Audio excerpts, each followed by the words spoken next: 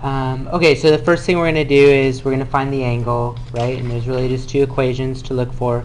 Since based on what I've given you here, we're going to be using the tan. So here's kind of the picture. Here's the first bright spot. Here's the central bright spot. That's 2. And then this distance was 3 meters. So we're going to get the angle of diffraction. Should be right there. So we'll use tan theta equals, don't forget to convert, 0.02 over 3. What do you get for theta?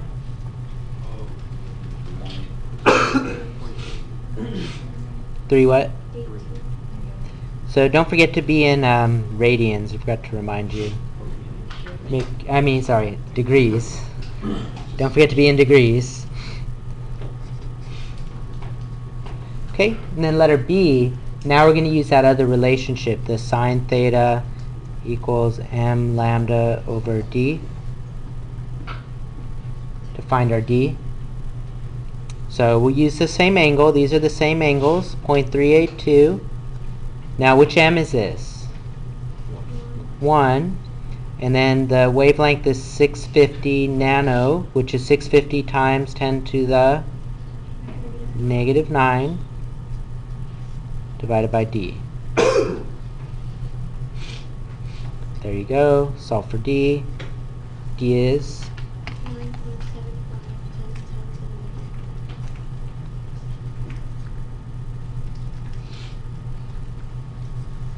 And what do you notice about this number? Small. Okay, very, very small. This is the reason why you don't notice this in your everyday life. You don't notice this effect because the slit spacing has to be very, very, very small, very close together. You notice it with sound because the wavelengths of sound are so much bigger than the wavelengths of light. Remember, wavelengths of light, these are 10 to the negative 9. So the slit spacing has to be close to, or relatively close to, the wavelength before this starts to become an effect that's noticeable. And we're going to do a lab next week where you'll see really how close the slits are. They're very, very close. Sometimes you can't even tell that they're slits. Alright, let's do C. Let's find the dark fringe. So we're just going to go do what we did. We're going to go backwards though. So we're going to use sine first. This equals m lambda over d. So now what's my m? It's not 3. 5/2. Good. Remember, it's the third dark spot. So for dark spots, we do the half differences. 1/2, 3/2, 5/2. So it's the third dark spot, so that's going to be 5/2. So we're going to go 5/2 times 650 nanometers divided by whatever distance you just got.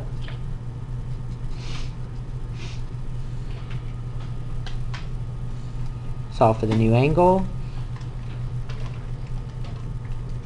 Should it be greater or less than the other angle?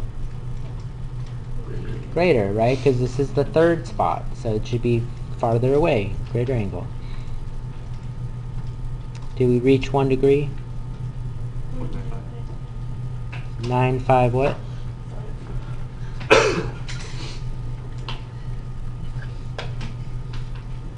Actually, that's not what I'm looking for, is it? What am I looking for? The x. So what's the equation to find x?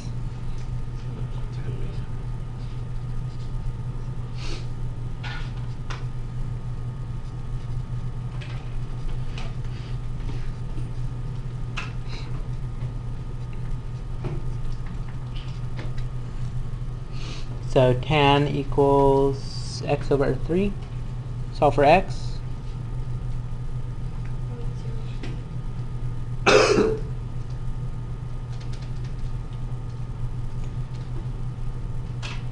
What do you notice about this number if you take a step back? Don't back up yet, guys. What do you notice about this number if you take a step back? Well, it is larger, but it's more than that. Times 2.5. Yeah, times 2.5, right? It's like proportional to it. It's proportional. So let's get into the last little concept. Now this will only happen for small angles. So this is what's called the small angle approximation. And you can use this when you're dealing with small angles. And so by small angles, I really mean like less than 5 degrees. I think even less than 10 degrees you can probably get away with it. And here's the reason you can use this approximation. You can use this because, well, let's look at our triangle. I mean, if I were to draw that to scale, the drawing I made was not to scale. Remember, this was 3 meters, and this was only 2 centimeters. So notice, if I were to draw this triangle to scale, it really kind of looks like this, where this we've been defining as L, and this, let's just call it H, the hypotenuse. Well, for really small angles, what's true about L and H? They're equal, yeah, or they're really close to being equal. And if it's really, really small, they're definitely, basically equal. So for small angles, small theta, we're going to say that L is approximately equal to H. So let's go back to our other equations and see where that can take us, or what we can do with that. So we can say, well, remember we said tan theta equals x over L, right? Or we can say that's approximately equal to x over h.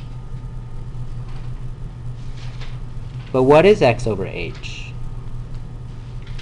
X over h is defined as a sine, right? Sine of theta. Okay, opposite over hypotenuse. But what did we say sine of theta was equal to? M lambda over d.